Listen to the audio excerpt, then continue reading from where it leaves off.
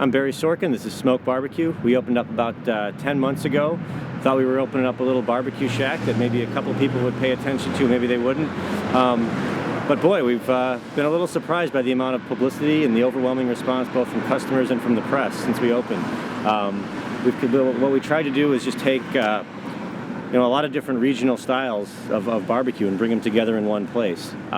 We've got Texas-style brisket, we do Memphis-style ribs, we do Carolina-style pulled pork. We have a couple of different sauces that we put together with those. And we tried to create a bunch of side dishes that we thought really complemented those.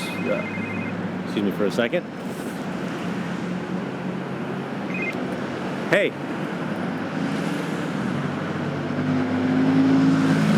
Yeah, if you can pick up some almonds on your way in, if you want to stop at Jetro and pick up some sliced almonds. Bye. Who's that? That was one of my partners. That was Al. He's the really picky one I was talking about earlier. And I mean that in the best possible way. And that can't be overstated, the picky part. You're looking at the most critical human on the planet. Critical in which way? Al does a lot of things here. He spends a lot of time making us crazy. He's probably the pickiest of all of us. This is the man who found the flaw in the concept of perfection. And that flaw is that perfection's no good, you gotta leave a little room for improvement. It's good to have somebody that walks around finding fault in everything, and that's what he's done all his life. Okay. So what are you gonna show us here this morning? We're gonna focus a lot on our beef brisket. It's really become one of the specialty items here at Smoque, and ironically, it's something we almost didn't put on our menu. Chicago has not really historically been a brisket town. Mostly barbecue to Chicagoans means ribs. This is where we keep our wood. We use a mixture of apple and oak to smoke all of our meats. The apple lends a nice sweetness. The oak gives it a little bit more of a pungent wood flavor. This is apple wood, okay, and this is oak. You can tell it's got a much rougher grain. It's and a much more intense smoke flavor. Okay. Does the apple wood actually have any kind of apple or sweet flavor? Not really. You'll get people that say, "Oh yeah, I can taste the apple," but they're making that up.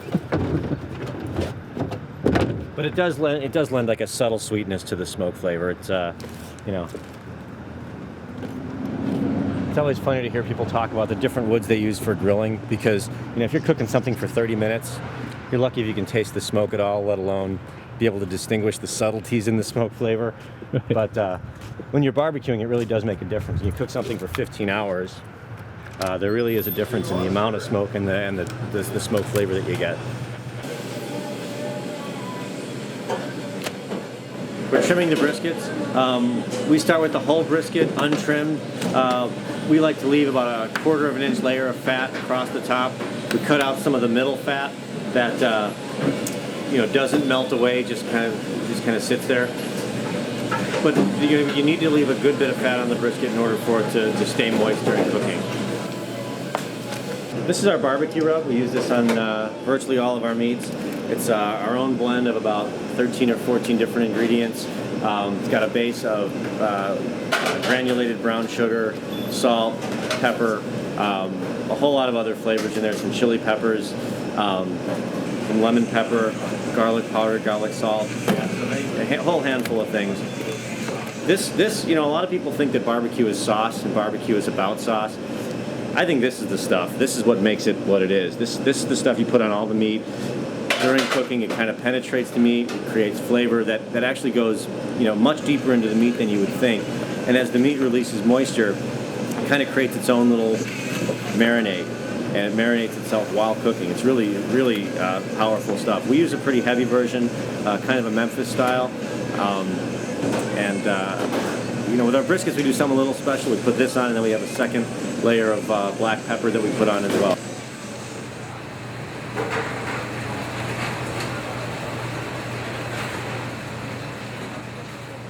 I'll tell you, developing the rub is one of the most time-consuming things, because it doesn't do you any good to taste the stuff raw.